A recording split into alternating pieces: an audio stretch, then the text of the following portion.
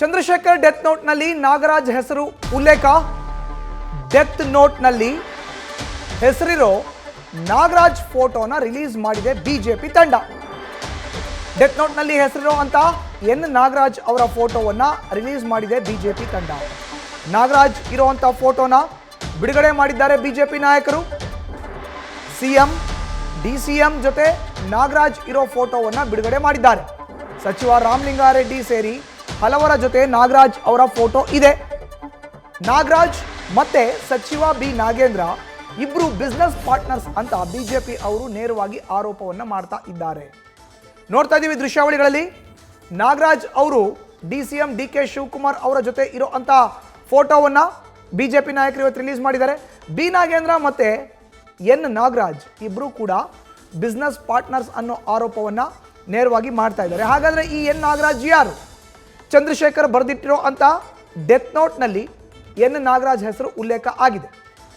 ಮತ್ತೊಂದು ಫೋಟೋ ಸಾರಿಗೆ ಸಚಿವ ರಾಮಲಿಂಗಾರೆಡ್ಡಿ ಅವರ ಜೊತೆ ಇರೋ ಅಂತ ಎನ್ ನಾಗರಾಜ್ ಮತ್ತೊಂದು ಕಡೆ ಡಿಸಿಎಂ ಡಿ.ಕೆ. ಶಿವಕುಮಾರ್ ಜೊತೆ ಹೆಜ್ಜೆಯನ್ನು ಹಾಕ್ತಾ ಇದ್ದಾರೆ. ಸ್ಪೆಷಲ್ ಫ್ಲೈಟ್ನಲ್ಲಿ ಓಡಾಡ್ತಾರೆ. ಯಾರ ಜೊತೆ ಸುಮ್ಮನೆ ಸ್ಪೆಷಲ್ ಫ್ಲೈಟ್ನಲ್ಲಿ ಓಡಾಡಕ್ಕೆ ಆಗತ್ತಾ ಅನ್ನೋ ಪ್ರಶ್ನೆಯನ್ನು ಕೂಡ ಬಿಜೆಪಿ ನಾಯಕರು ಮಾಡಿದ್ದಾರೆ. ಅಲ್ರಿ 187 ಕೋಟಿ ರೂಪಾಯಿ ಹಗರಣ ಸರ್ಕಾರ ಗಂಭೀರ ಅಂತ ಅನಿಸ್ಲಿಲ್ಲ ಅಂದ್ರೆ ಇನ್ಯಾವುದನ್ನು ಗಂಭೀರ ಅಂತ ತೆಗೆದುಕೊಳ್ತಾರೆ ಇವರು? ಪರಿಶಿಷ್ಟ ಪಂಗಡದ ಹಣ ವರ್ಗಾವಣೆ ಆಗಿರೋದು ಗಂಭೀರ ಅಲ್ವಾ ಇವರಿಗೆ? ಯಾವುದನ್ನು ಗಂಭೀರವಾಗಿ ತಗೊಳ್ತಾರೆ ಇವರು? ಆ ಡೆತ್ ನೋಟ್ ನಲ್ಲಿ ಚಂದ್ರಶೇಖರನ್ ಬರೆದಿರುವಂತ ಡೆತ್ ನೋಟ್ ಅಲ್ಲಿ ಎನ್ ನಾಗರಾಜ್ ಅನ್ನುವಂತ ಹೆಸರು ಉಲ್ಲೇಖ ಆಗಿದೆ. ಯಾರು ಎನ್ ನಾಗರಾಜ್? ನನಗಿರೋ ಮಾಹಿತಿ ಮತ್ತು ನನಗಿರುವಂತ ಮಾಹಿತಿ ಪ್ರಕಾರ ಅವರು ನಾಗೇಂದ್ರ ಅವರ ಬಿಸ್ನೆಸ್ ಪಾರ್ಟ್ನರ್. ಅವರು ಡಿ.ಕೆ. ಶಿವಕುಮಾರ್ ಅವರಿಗೆ ಪರಮಾಪ್ತ. ಒಂದೇ ಸ್ಪೆಷಲ್ ಫ್ಲೈಟ್ ನಲ್ಲಿ ಒಟ್ಟಿಗೆ ಹೋಗಿದ್ದಾರೆ.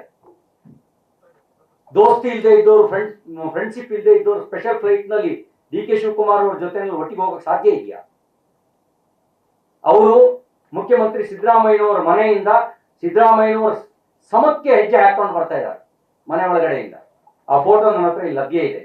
ಅಂದ್ರೆ ಬಿಡಿ, ನಿಮಗೆ ನೋಡಿ, ಈ ಮನುಷ್ಯ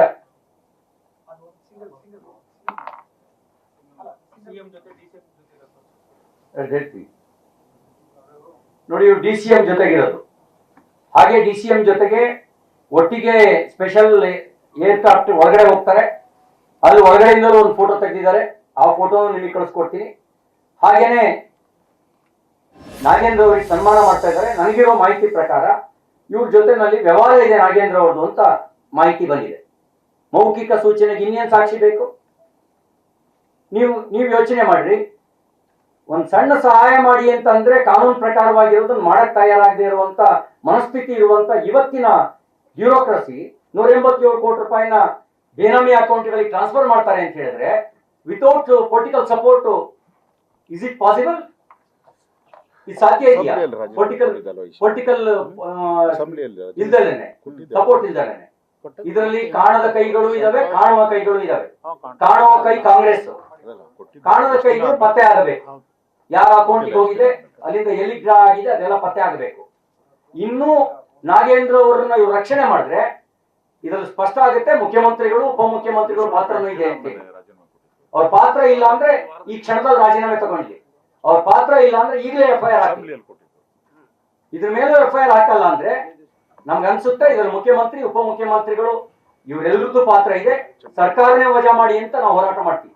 ಅಲ್ರಿ, ಸಚಿವರು ತಲೆದಂಡನೂ ಆಗಬೇಕು. ನ್ಯೂಸ್ ಫಸ್ಟ್ ನಿರ್ಭೀತಿಯಿಂದ ನಿಮ್ಮ ಪರವಾಗಿ.